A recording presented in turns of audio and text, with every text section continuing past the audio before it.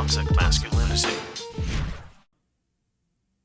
So this story is a little bit controversial, I would say, because I know this guy. So this guy is a white nationalist. He's the kind of guy even conservatives hate. Now, I've spoken to Nick a few times. We've chatted. He's kind of an odd guy because he's got a lot of views that are very smart. Like, he's like a super smart guy, very young, but very, very smart. In fact, I would say he's too smart.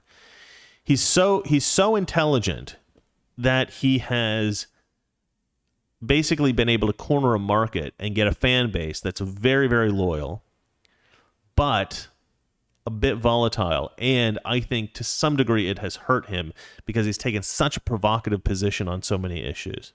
And I confronted him on one of them when we were at CPAC. I was like, dude, basically on the interracial marriage stuff. He's like against interracial marriage.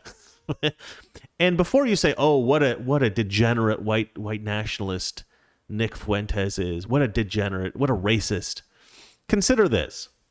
Throughout the world, and I've traveled to several different countries around the world, and I've met people from all around the world, really, from like literally everywhere. I can say unequivocally that the vast majority of people in the world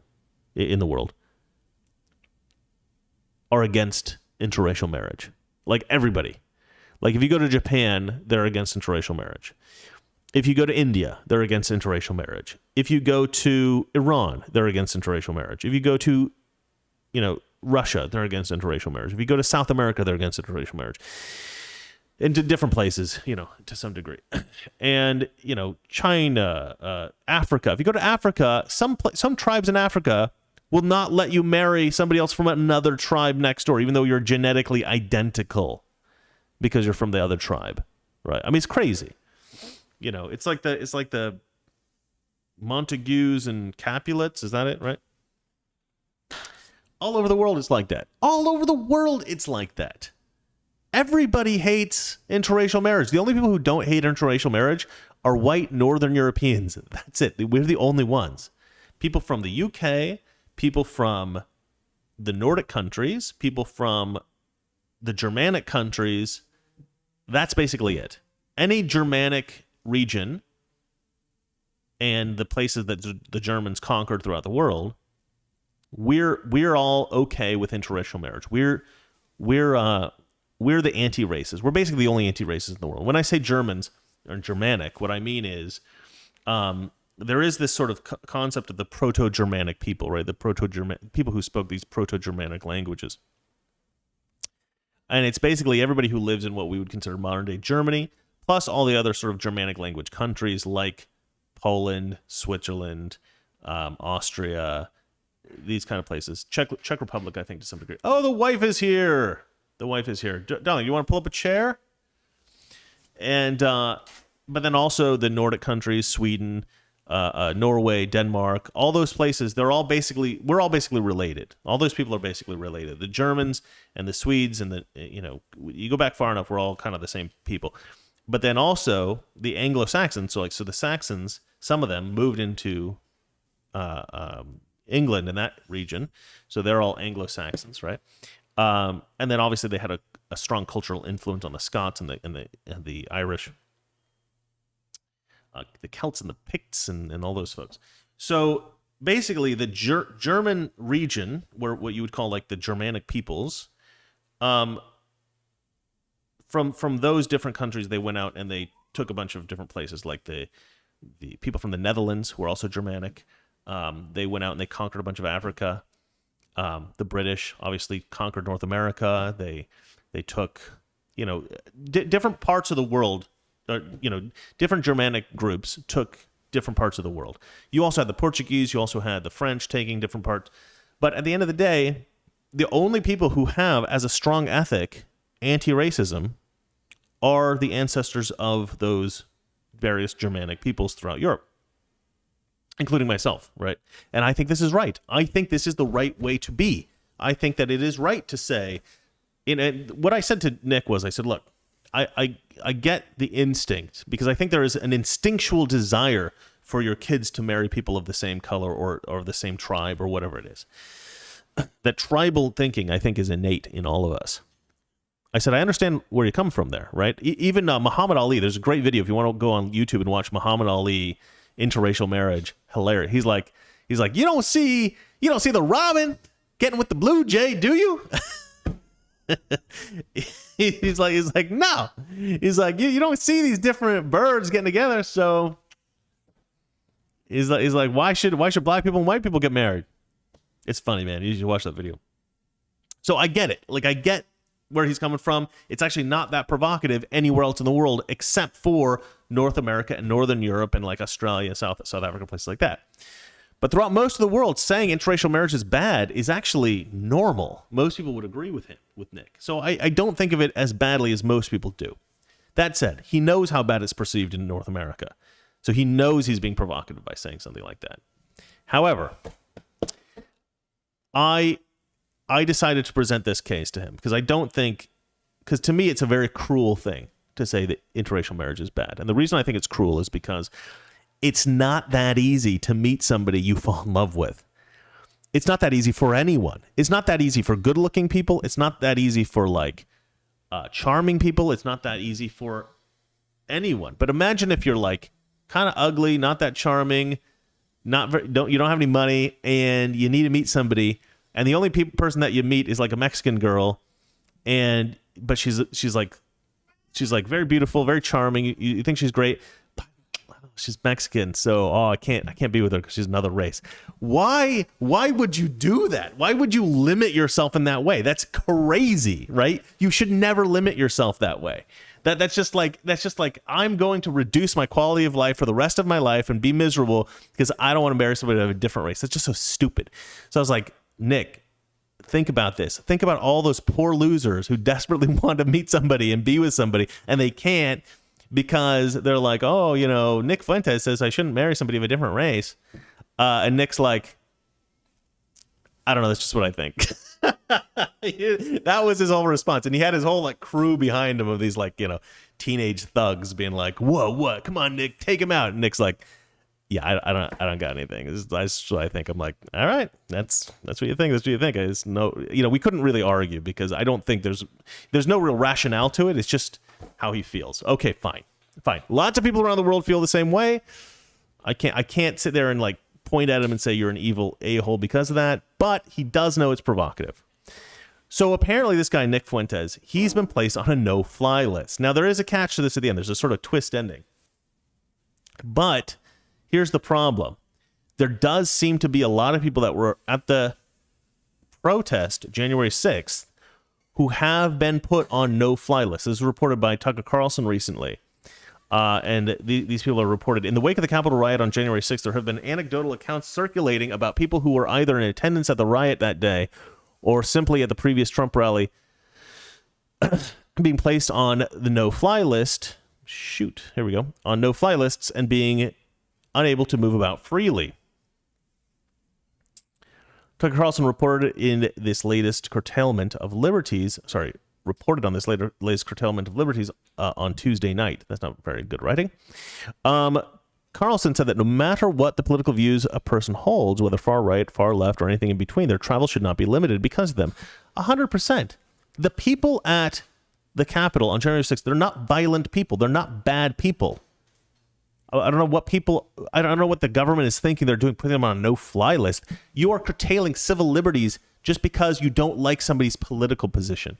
Anyway, so this is what Nick Fuentes has reported has happened to him. This is popularized by Elijah Schaffer, who happens to be a good friend of mine. He says, Nick Fuentes, one of the most banned right-wing commentators online, was recently put on a no-fly list. I should say I've talked a few times with Elijah Schaffer about Nick Fuentes, especially when he sort of blew up and became very well known in the media. And we both disagree with Nick Fuentes on most political issues. Like Elijah Schaffer and I disagree with Nick Fuentes, but Elijah did have Nick on his show, and he was like, yeah, Nick Fuentes' fans are crazy, and they've been attacking me ever since and trolling me and like giving me a hard time. So Elijah was like, don't have Nick on your show, because I was going to have him on my show. And I was, because we, whatever. But Elijah was like, don't do it. Don't do it. His fans are crazy. And I met some of his fans, and actually some of the people that are fans of Nick Fuentes, I think are actually very good people. I think this whole white nationalist thing is kind of blown out of proportion. I'm not a white nationalist. I don't agree with white nationalist views. I don't believe in the ethno-state in America or anything like that. But they're not necessarily just like evil people. All right. Let's see here. Fuentes presented a video. Okay, let's just play the video. Here we go. Darling.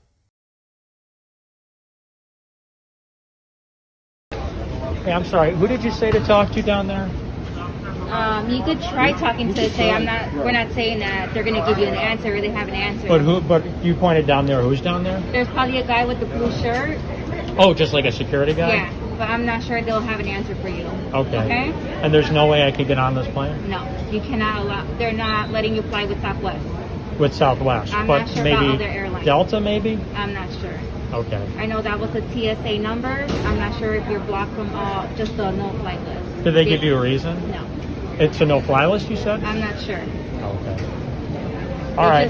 They just told me that you're not allowed to fly. Okay. Okay? That's all they told me. Okay. All right, thank you. Okay, so what's weird about this isn't that he's on a no-fly list. That happens for a variety of reasons. What's weird about this is nobody will tell him why. Michelle Malkin filed a Freedom of Information Act requesting to get a clear picture of what's going on. Michelle Malkin asks for the policy statement outlining the process and criteria according to which officials nominate, consider, and approve names for the no-fly list, selectee list, and extended selectee list. All information, documents, records, and communications within the TSA and or between TSA and FBI regarding attendees of the January 6th, 2001 Capitol rally and their inclusion of on the no-fly list, selectee list, and extended selectee list from January 6th, 2021 through the present. I love that. I love Michelle Malkin. She's awesome. Michelle Malkin also wanted to know the level of classification of the information and the specific authority which classified this information, as well as the specific classification categories of this information, as well as identification, blah, blah, blah, blah, blah. A lot of shuns in this paragraph. Anyway, she asked for a lot of stuff. Michelle Malkin writes, filed a Freedom of Information Act request, no-fly list status, blah, blah, blah, blah. She just says what she did there. And so this is my buddy Elijah again. He's reposted this thing. And according to Blaze Media staff, okay, so Blaze Media looked into this, right? That's where Elijah Schaffer works for Blaze. So this chick named Riki Ratliff, I don't actually know Riki, writes, I asked DHS why white nationalist Nick Fuentes was on TSA no-fly list, and they told me to ask the FBI. And then the FBI said, in keeping with standard practice, we can neither confirm nor deny whether an individual is listed. If Fuentes is a national security threat, don't we deserve to know that? And doesn't he deserve to know why he's on a no-fly list? I would want to know why I'm on a no-fly list if I wasn't able to fly.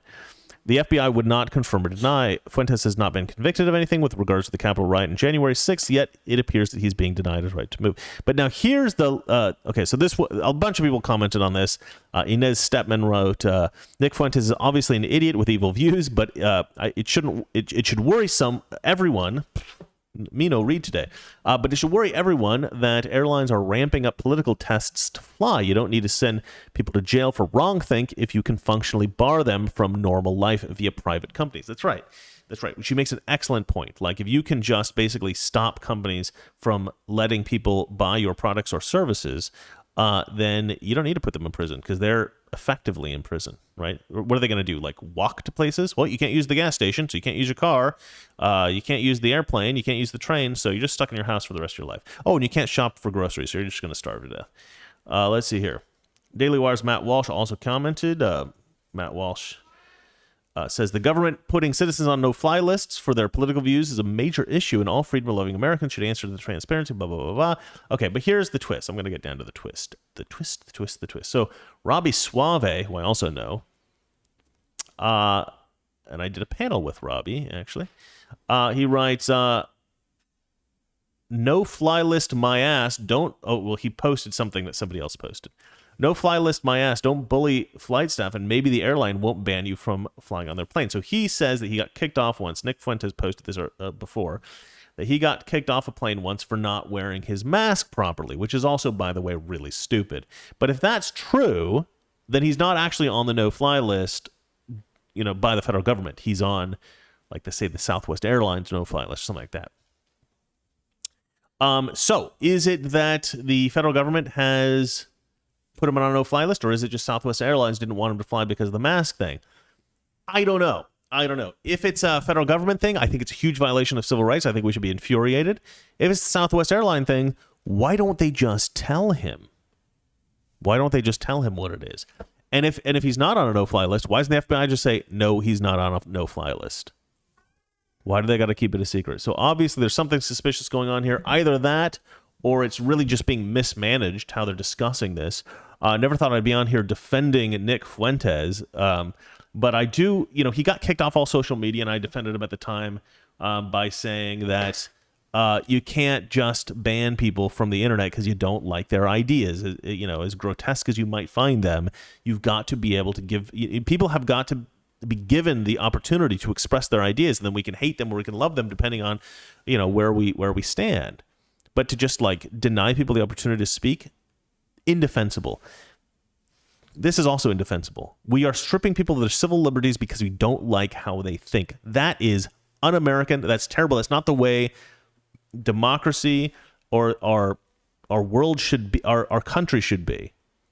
Yeah, I think the rest of the world should follow suit, and we should have free expression of ideas and things like that everywhere. But we don't. And we always looked at other countries and we said, this is despicable. This is terrible that they don't provide people with their freedom of expression. Look at these dictatorships. Look at how evil they are. We have become one of those despicable countries. It's horrifying. The federal government is being weaponized against people now, like Rudy Giuliani. I mean, it's unbelievable. Darling, could you kill the cat, please? And with that, we end the news. But we are not done yet, because I would love to read the questions and comments that you guys have presented to me throughout the broadcast. But of course, I can't keep track of Super Chat, so I've lost most of what you've said. But I'll try to read what I can find here. Mark in Alberta writes, I think I'll start an OnlyFans, and if you don't sign up, you might be transphobic. That's too funny. I thought it would be funny once if, because I heard about OnlyFans, and I thought somebody told me about it, and I thought it was just like a site for strippers or something like that. And so I thought it'd be funny because it sounded just like a regular social media site. I thought it'd be funny to do a sketch as if Toxic Masculinity, weekdays 9 p.m. Eastern, 6 p.m. Pacific.